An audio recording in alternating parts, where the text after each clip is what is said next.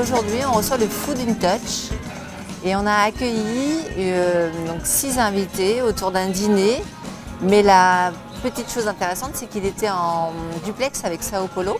L'idée, c'est de partager autour de la table. Alors ça, c'est une évidence, parce que la table, c'est un espace de partage.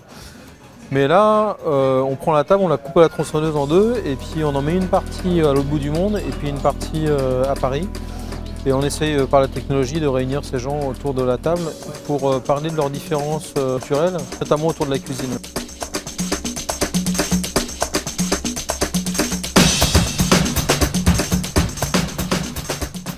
Really exciting because we had 2 chefs, one in Brazil, one in France, and they all came to table. Très concrètement, c'est notre chef Benoît Hiller qui a concocté le menu en collaboration avec Laurent Ciodo qui est au Brésil. On avait un panier avec le chef de Sao Paulo en commun. Et donc le but c'était d'avoir les mêmes ingrédients mais travailler les recettes différemment. On a cherché des ingrédients qui étaient exploitables dans les deux pays parce qu'ils étaient présents.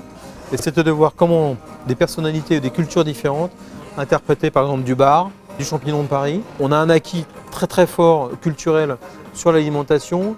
Est-ce que sur certains points on ne peut pas changer les choses ?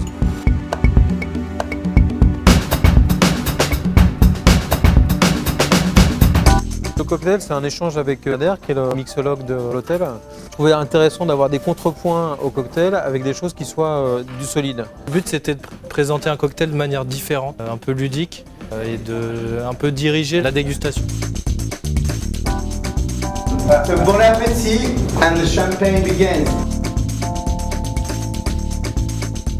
Most of the people are very interested about food, but I think people are innately curious about what's happening other places. Food in Touch is about going to other places.